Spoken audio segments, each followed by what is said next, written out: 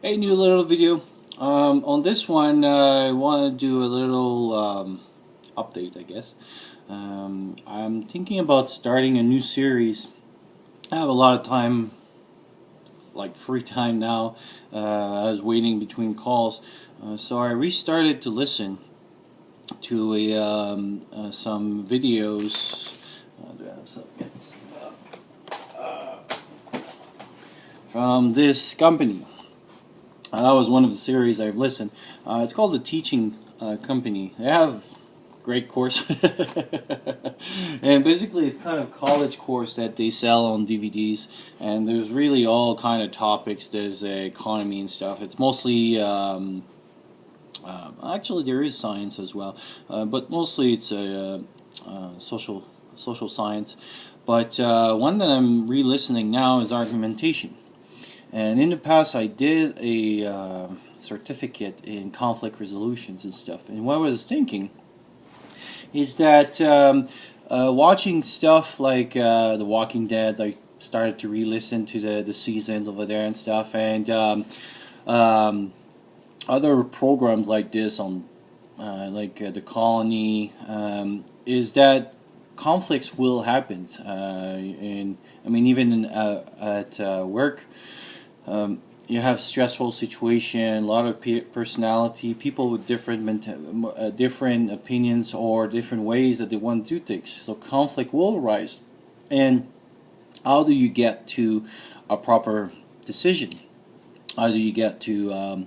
You can say, "Oh, I'm going to be democracy," and stuff. And actually, it's quite interesting because even in The Walking Dead, this is what I like about the show. It's not so much about the drama and everything, but is they put you in scenarios that you're like, what if I would be in that situation? That's what I do when I look at those scenarios. It's actually that's why I started to watch one time in the first season when they drive the RV and they get to this highway. I think it's in the first season anyway, but in the scene they get to this big highway and there's cars everywhere. All the cars are broke down. There's even a truck with water those bottled water for coolers, and the truck is full of it.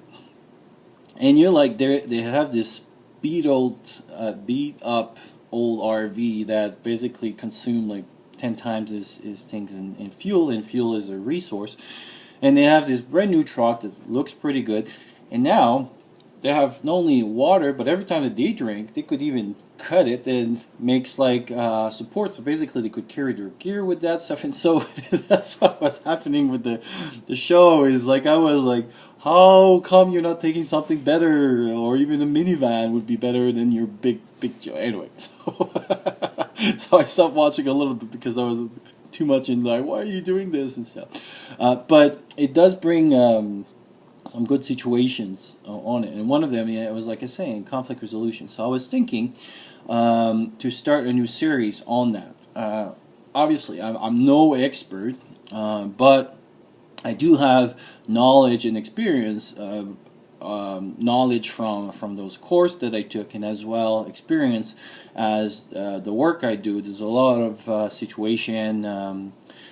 That those arise, and I thought it would be an interesting series. So before I started, like I have a few ideas, and I'm starting to write down the plan of how I'm going to do it and stuff. I wanted to have your opinion. So if there's any concepts that you would like to discuss a little bit more on that topic, so and I'll try to make it obviously for everyday use, but as well a little bit more oriented towards situations like this where because the reason I started to do that course initially is that when I started to work in helicopter transport, it was kind of it's a strange situation to be a flight nurse, because technically, legally, the doctor is above you.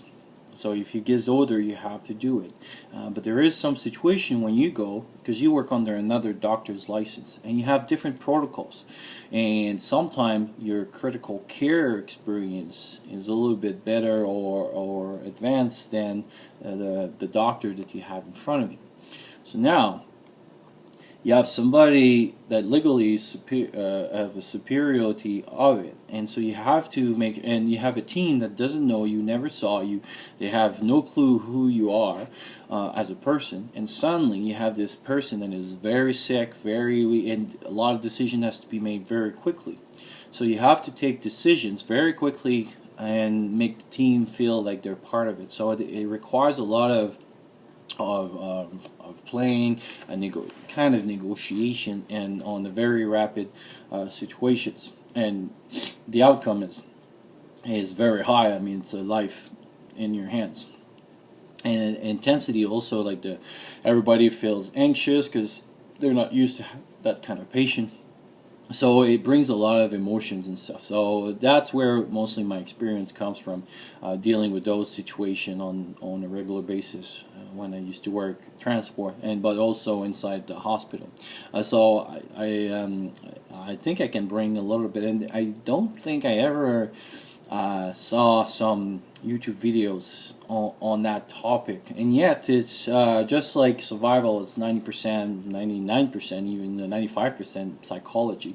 I think group survival will come to negotiation and good discussion at a very frequent level. Just even well, if you look at The Walking Dead, again, it comes on a regular basis. The leadership and the importance of leaderships and how to do a good leadership, and because a lot of people think, oh, it's just democracy and it's going to work, but sometimes you have to take decision against the group, because if the group is going to a place that is kind of dangerous or something, and they all believe it. Like a good example of this would be, at one point, everybody, majority of people on this planet thought that the Earth was wrong, or was flat. Sorry, not wrong, and or that the sun, we were at the center of the universe, and everything was going around us. So the majority was thinking that. But it took people with leadership and charisma and decision to change that mentality. Well, put it in a smaller group situation, could be the same thing. So it becomes very important to know about that. So I thought I would make a little series. It's good for me too, because I revise some of the stuff I've discovered in the past, and I thought it would be a good thing to share. So yeah, if you have any questions, or if you topics that you would like to discuss a little bit more, so far probably what I will talk, first of all, I'll talk how to what's an argument and what's the thing. The second part will be and again, it's going to be a multiple series, just like the self-reliance medicine one. It's going to be a multi-part series, not just like 2 or 3 parts and that's it. But when I say part, it's more like chunk of videos that I'm going to do. The other one will be the different personalities. So what they call difficult personalities, and there's different tactics for different people. So if you have what they call a sniper, you have to act differently than if you have what they believe, some people call a know-it-all. So I'll bring that up, and the third part will be negotiations, strategy and stuff. And there's a great book called The Third Alternative that I have to read, which is great because it brings what they call synergy. So that means, like, I have my opinion, you have your opinion, or your idea, I have my idea, and we try to negotiate. So we can go with like win-lose, meaning that I win my opinion, you lose your, because you forget, or lose-lose, where you give a little bit, I give a little bit, and we don't really get satisfied. Or that's what's called the third alternative, where we go to a win-win, as what my feeling was and what your feeling was, or what you wanted to accomplish, we got it. But even with a third option that was even better than the 2 first options that we have, and that's what it's called synergy, where basically 1 + 1 = 3, not 1 + 1 = 0 or 2 or something. It's equals 3. So it's synergy. So I'll talk about that, and there's I'll focus a lot on one book called Getting to the Yes, which was pretty much when I did my class on conflict resolution, was based on that. And there's very good tricks and stuff on that book, and it's a very small book, very easy to buy. That's why I'll concentrate on that, because for the course they made us buy it, and it was very small and very I think it was like $20, not even. And so it's a very small book, very easy to read, but yet actually I think it should make it to a lot of bug out bags and stuff because of that. So that will be pretty much like the plan again. Will be a little bit more detailed, but in general, and I wanted to have more opinions to know if I should focus on one more than the other. The second part of this update, I received finally my little Christmas gift to myself, and oh, look at this part. So, like most of you knows, I fly up north, so in Nunavut. So that's Inuit countries, and I decided this Christmas for myself to call this company that do artifacts and do like gifts and stuff with traditional ways. And so what I wanted to have was a little kit that they carry. Usually they used to carry it on their neck. This part I'm a little bit disappointed because the handle is beautiful. They made it traditionally. I forgot it's a handler of some sort, like a bone. I think it's a rib bone. And this part is beautiful. And this is basically like a little. Well, it's low to make a little saw. The two other tools are to make tools with them. So basically, you got one that looks like this, and one that is a little bit like that. And basically, what you do, this is your mouthpiece. So it's like a bow kit for a fire, but they used to, again, because there's snow and everything, they couldn't really do bow fires like we see mostly how they done. So what they would do, and they had gloves and all that, they would put it in their mouth like that, and then this was saying, and they could make tools and stuff. And actually, I'll post the pictures in that video of someone using this kind of kit. So that was how they used to make tools, but also they had another one apparently to make fire. So just like a bow kit, they would make fire with that.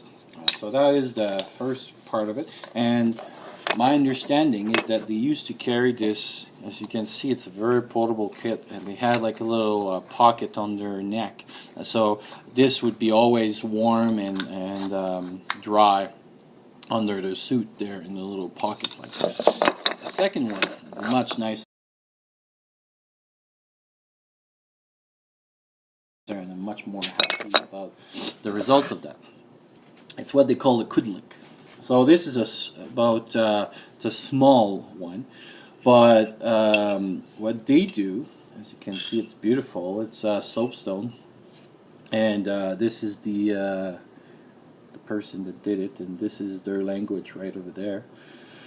And what it is, it's I don't know if you can see, but it's a little bit in an angle like that down. So they would take seal fat or any grease that they would get, and they would fill that up over here, and then they would put like a little wick on this side right here. So they would fill this part here with blubber, which is a certain kind of fat, and then they would put, like I said, a wick here, and that became their stove. But not only to cook water and everything, but to keep the to light. So it would be a little bit like the equivalent of the wood stove for us in the boreal thing, because it would cook their meals, they would dry their clothes, it would keep the heat on, and they had like this little tool here to kind of put the blobber and stuff, and so that's the little tool over here. And actually, I'll put the link on a video of how you see them using it on everything. So it's pretty cool. So that's my little gift to myself. It's pretty cool. I found it, and I'm not quite sure. Probably gonna, obviously, I won't put blobber on it because it'll smell like crappy here. But I may put like some oil, like essential oils and stuff, and put a little wick and light it on and stuff. So anyway, little gift like me. So Yeah, leave your comments and things that you want to discuss about, and we'll talk to you soon.